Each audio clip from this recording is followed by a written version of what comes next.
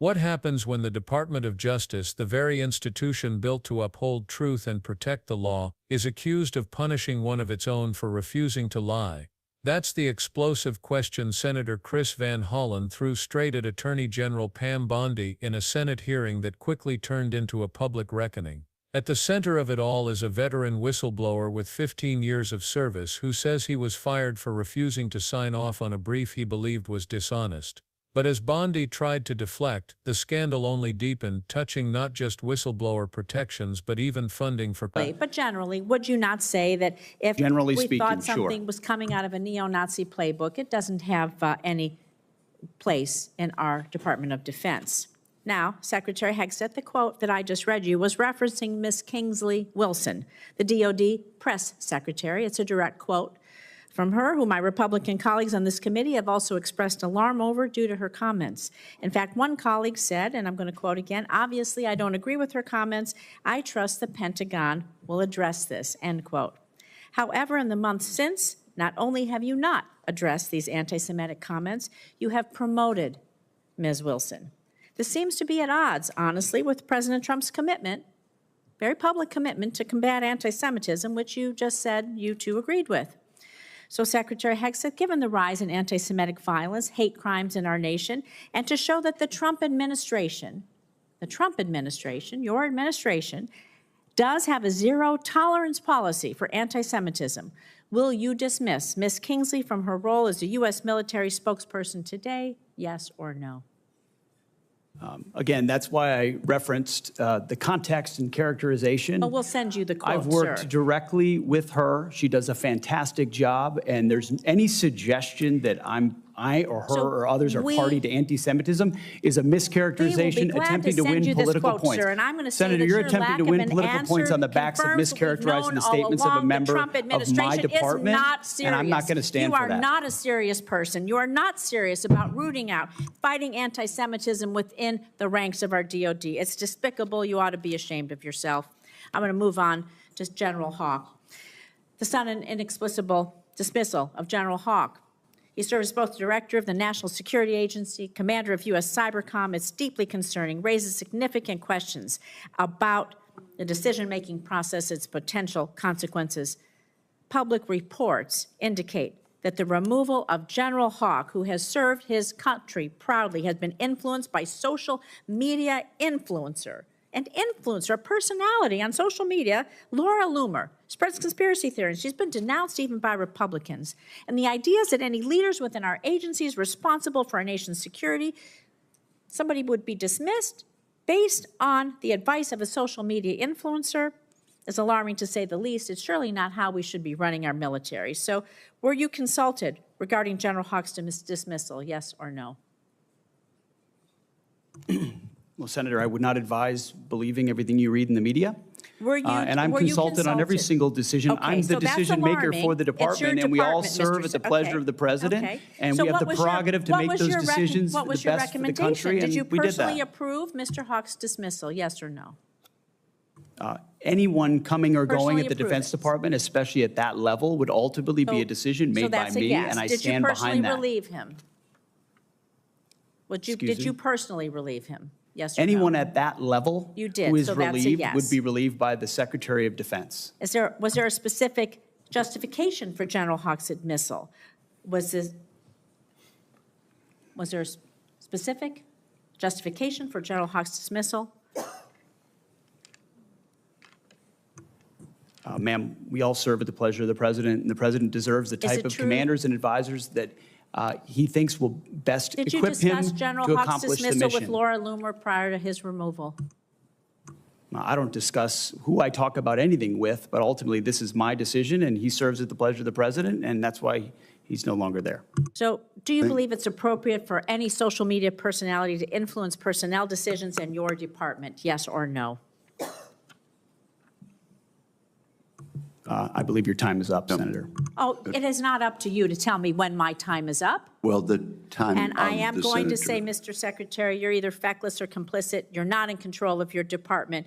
You're a crime victims. The story begins with Erez Ruveni, a career attorney who spent more than a decade at the DOJ. He wasn't a low-level staffer or a troublemaker looking for attention. By all accounts, Rouveni was decorated, commended, and respected for his work during the Trump administration. That's what makes his decision to speak out even more shocking. In his whistleblower complaint, Rouveni claims he was pushed to sign an appeal brief he believed had no basis in evidence or law. When he refused, he says he was promptly shown the door. His words cut right through the legal jargon. "I didn't sign up to lie." That single sentence set the stage for one of the most contentious Senate hearings in recent memory. When Van Hollen confronted Bondi, the tension in the room was immediate. This wasn't about policy nuances or minor disagreements. It was about whether the Department of Justice itself had crossed a red line. Van Hollen asked her directly, did she believe zealous advocacy meant telling untruths to the courts? It was a pointed question designed to cut through the political theater and force Bondi to clarify her stance. Instead, she leaned on the classic shield of pending litigation. She said she couldn't discuss the case, citing ongoing lawsuits and attorney-client privilege. But the longer she danced around the core issue, the more it looked like she was dodging accountability. Rather than address the substance of Rouveni's claims, Bondi pivoted to defending her closest allies inside the DOJ. She singled out Amal Bowe, a senior official whose confirmation hearing for a federal judgeship was happening at the same time Rouveni's complaint surfaced. Bondi painted Bowe as brilliant, ethical, and unfairly maligned by the whistleblower's accusations. She also invoked Todd Blanche, her deputy attorney general, as another trustworthy figure who supposedly refuted Rouveni's account. To Bondi, the timing of the complaint was remarkable, almost as if she believed it was a calculated hit job designed to derail her team's advancement. But to many listening, it sounded less like a defense of principle and more like circling the wagons to protect loyal insiders. The longer the hearing went on, the more it became clear that Van Hollen wasn't going to let Bondi slip away with canned responses. After all, this wasn't just about one attorney's job. It was about whether the DOJ under her leadership had become a place where political loyalty mattered more than truth. And just when it seemed the whistleblower issue had hit a wall, Van Hollen shifted gears, pointing to another brewing scandal inside the department. He pressed Bondi on why the DOJ had abruptly terminated hundreds of grants, including programs that provided services to crime victims. These weren't minor slush funds or obscure pilot projects. Some of the grants had been in place for years, funding shelters, legal aid groups, and training for law enforcement. Cutting them wasn't just an accounting decision. It pulled the rug out from under people and organizations who depend on federal support to survive. Van Hollen made it clear these cuts weren't abstract budget debates, they had real consequences for real people. Bondi's response didn't exactly calm the waters.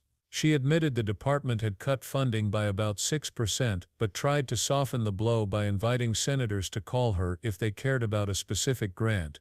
She even promised to review appeals on a case-by-case basis. On paper, that might sound like an open-door policy. But in practice, it came across as tone-deaf. Telling lawmakers to personally petition her while shelters and victim support groups scramble to keep their doors open only reinforced the perception that this DOJ is more concerned with political optics than people's lives. Van Hollen wasn't satisfied either. He reminded Bondi that 30 senators had already written to her about frozen funds from the previous fiscal year and they hadn't received a response. To him, this wasn't just about individual grants or bureaucratic delays. It was about whether the DOJ under Bondi was operating with transparency and accountability at all. When oversight committees can't even get basic answers about funding, it raises bigger questions about what else is being hidden behind closed doors. And that's the thread that tied both controversies together, the whistleblower retaliation and the grant cuts. In both cases, the DOJ was accused of punishing truth-tellers and neglecting victims while top officials shielded themselves with privilege and procedure. Whether intentional or not, the message being sent was clear: if you speak out against the department, you risk your career, and if you depend on the department, you might just become collateral damage. For a place that's supposed to embody the rule of law, that image is devastating. By the end of the hearing, Bondi's deflections had left more questions than answers. She insisted that zealous advocacy always meant acting ethically, but her refusal to explain why Rouveni was punished told another story. She promised funding announcements would come very shortly, but the damage had already been done to countless programs left in limbo. And she pledged loyalty to her deputies while offering nothing to reassure whistleblowers that their honesty would be protected. It was a masterclass in stonewalling, but not in leadership. Van Hollen, for his part, made it clear that the stakes couldn't be higher. If the DOJ starts firing people for refusing to lie, it sets a precedent that erodes the very foundation of justice. If the DOJ slashes victim services without accountability, it undermines public trust in the government's willingness to protect its most vulnerable citizens. And if the DOJ keeps hiding behind attorney-client privilege and vague promises, oversight itself becomes meaningless. This isn't about partisan politics or grandstanding, it's about whether one of the most powerful institutions in the country is serving the people or just serving itself. The hearing may have ended, but the ripple effects are only beginning. Ruveni's lawsuit will proceed, and it may reveal more about the inner workings of Bondi's DOJ. The funding cuts will continue to impact shelters, advocacy groups, and law enforcement agencies across the country. And lawmakers like Van Hollen will keep pressing for answers because the questions are too serious to ignore. At its core, this clash was about one thing: accountability, and accountability is either alive or it's not. There's no middle ground. So the question remains, what kind of Justice Department do we really have right now? Is it one that protects whistleblowers and victims, or one that silences critics and hides behind technicalities? The answer matters far beyond this one hearing. Because if truth-tellers are punished and victims are forgotten, justice itself starts to crumble. And once that happens, getting it back won't be easy. If you found this breakdown important, let us know your thoughts in the comments. Do you think the DOJ under Pam Bondi is protecting the law, or protecting itself? And if you want to stay ahead of stories like this, make sure to subscribe and turn on notifications, because the next one is even more controversial.